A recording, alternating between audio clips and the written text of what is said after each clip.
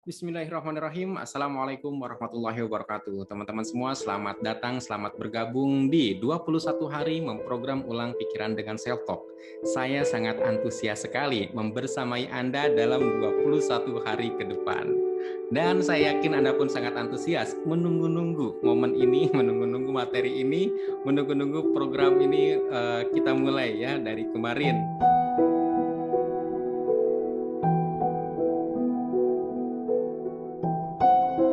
Oke, tapi tidak apa-apa, kita akan lanjut ke materi pertama ini teman-teman semua, langsung saja. Nah, teman-teman semua, apa itu self-talk? Self-talk adalah berbicara dengan diri sendiri. Self-talk menciptakan pengulangan sugesti tak terbatas, self-talk membentuk citra diri apa yang layak kita terima dan tidak layak kita terima. Itu adalah kata-kata kunci.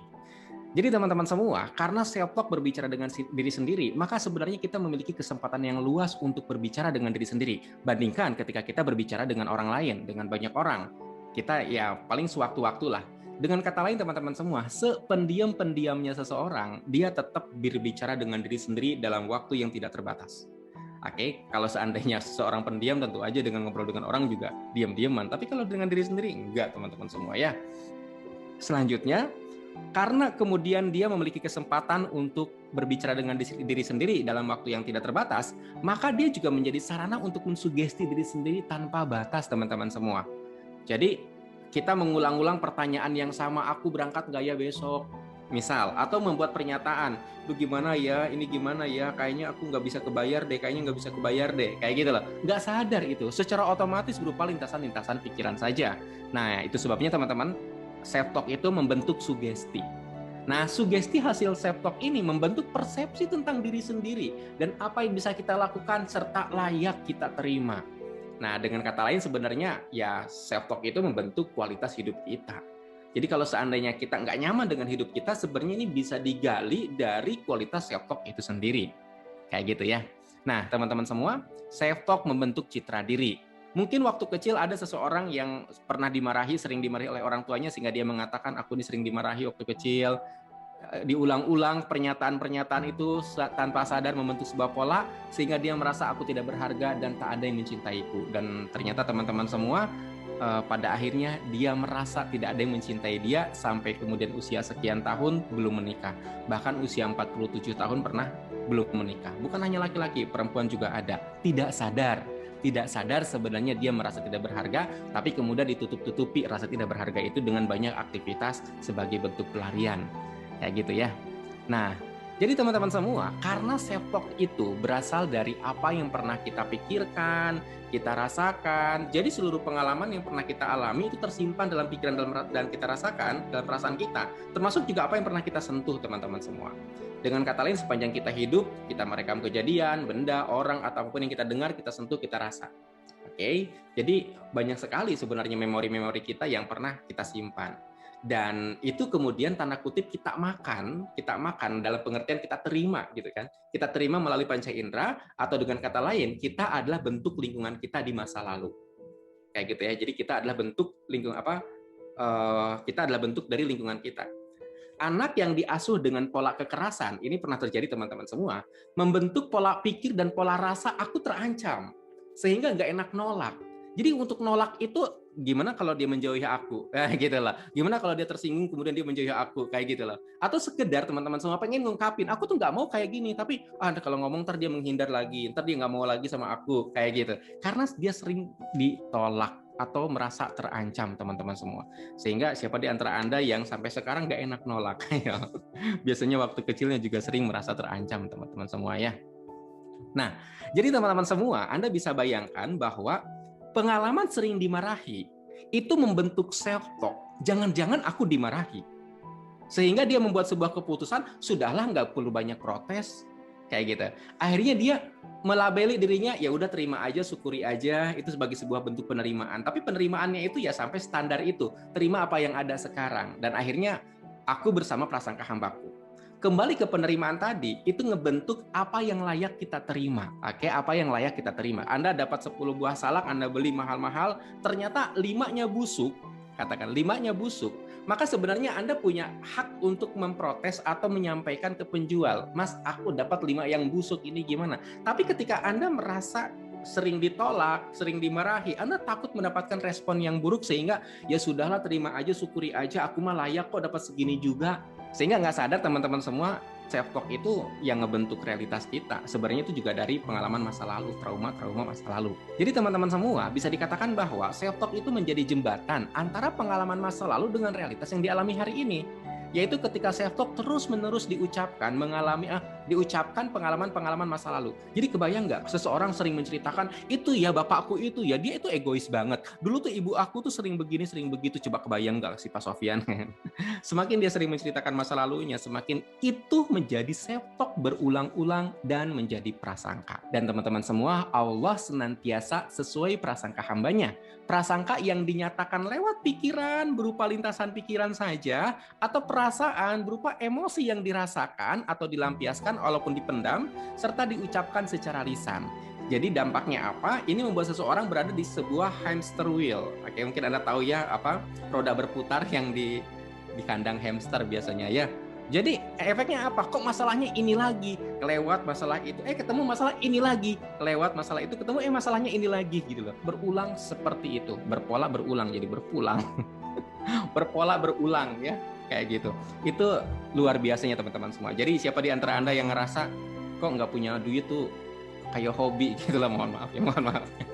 Atau kok ditagih itu dalam pengertian hutang nggak kebayar gitu ya. Seperti itu teman-teman semua. Ini jangan-jangan sebenarnya Anda keseringan mengucapkan pengalaman masa lalu yang tidak menyenangkan.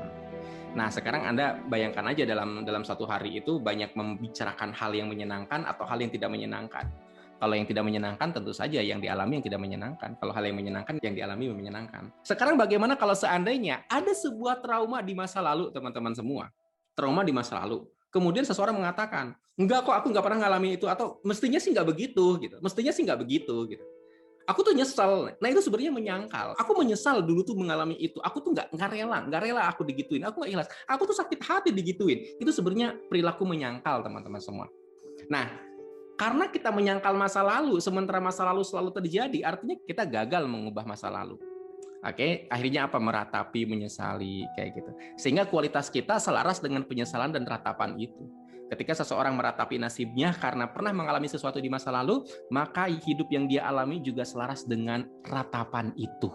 Jadi Allah selalu bersama prasangka hambanya. Teman-teman semua, penolakan seperti mestinya ibu tuh nggak memarahi aku. Orang tua macam apa sih yang tega menginjak kepala anaknya? Waduh, mungkin Anda tidak berucap, tapi Anda merasakan, memendam, menyimpan dalam hati. Faktanya teman-teman semua, pengalaman yang sudah terjadi itu takdir. Anda masih kecil, Anda usia masih polos, dan kita sadar bahwa saat kita masih kecil itu, saat kita masih polos itu teman-teman semua, kita tanpa dosa. Tapi ternyata kenapa seseorang yang tidak berdosa mengalami kejadian yang tidak menyenangkan? Kenapa? Why? Kenapa gitu kan? Kayak gitu. Nah ini teman-teman semua, ketika Anda bertanya, mengapa? Ya saya juga dulu juga kayak gitu, mengapa? Kenapa sih aku mengalami itu? Kenapa sih aku mengalami ini? Padahal kan anak kecil itu polos, tidak berdosa. Aku yang tidak berdosa aja udah mengalami kayak gitu. Udahlah. Jadi teman-teman semua, itu takdir gitu kan. Nah pertanyaannya, ketika kita tidak bisa mengubah takdir itu, maka muncullah benih-benih sakit hati, benih-benih kecewa, rasa terluka. Kayak gitu. Jadi akhirnya self talk-nya menyatakan itu. Enggak mau. Kenapa sih kok jawabannya ketus ditanya sama pasangan? Karena sakit hatinya dari dulu. Kayak gitu ya. Kayak gitu, kekecewaan, penyesalan, dan lain-lain. Jadi orang-orang yang kemudian memendam rasa sakit hati, respon ke pasangan tuh bisa judes. Sebenarnya bukan salah pasangannya juga, itu dianya memendam rasa sakit hati ke masa lalu. Kayak gitu ya. Nah, kalau udah begini kan jadi ngerti teman-teman semua bagaimana memperbaiki self talk. Ternyata ketika terjadi sebuah pengalaman masa lalu, maka syarat utama untuk memperbaiki self talk adalah mengakui dan menerima pengalaman itu. Setelah kita mengakui dan menerima, barulah ikhlas, barulah pasrah. Lalu setelah kita ikhlas, kita pasrah, kita menjadi kereset ke nol. Setelah itu kita bisa menyusun masa depan, dan Allah bersama prasangka hambanya. Masa depan yang kita cita-citakan tercapai. Pertanyaannya, ada orang yang suka mengatakan, aku ikhlas, aku pasrah kok, kayak gitu ya. Ternyata teman-teman semua, syaratnya itu harus mengakui dulu, menerima dulu teman-teman semua. Mengakui, menerima realitas buruk itu sebagai sebuah takdir. Nah, takdir adalah kehendak Tuhan. Kita menyebutnya ikhlas. Jadi setelah mengakui dan menerima, barulah muncul rasa ikhlas, teman-teman semua. Jadi ikhlas ini nggak bisa sekedar aku ikhlas kok, ya udah aku udah ikhlas, tapi nggak mau mengakui pengalaman itu, tidak mau menerima perlakuan yang pernah dialami. Ya udah lupain aja, aku udah ikhlas kok. Dilupain itu artinya nggak hilang, itu Anda berusaha melupakan tapi masih menyimpan, itu belum ikhlas.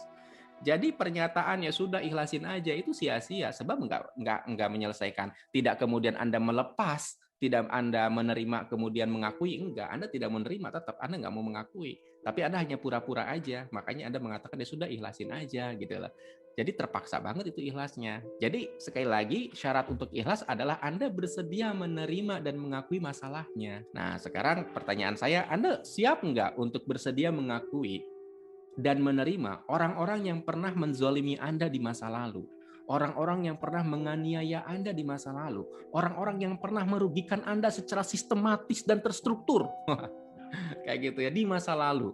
Mungkin itu orang tua, mungkin itu kakak, mungkin itu tetangga, mungkin itu kakek nenek, mungkin itu ayah ibu. Orang tua sama ibu sama aja ya. Guru siapapun ya. Saya itu pernah teman-teman semua, saya mengerjakan PR lalu PR itu ternyata ketinggalan, buku saya itu di rumah. Besoknya saya serahkan, begitu diserahkan ke guru sama guru dilempar.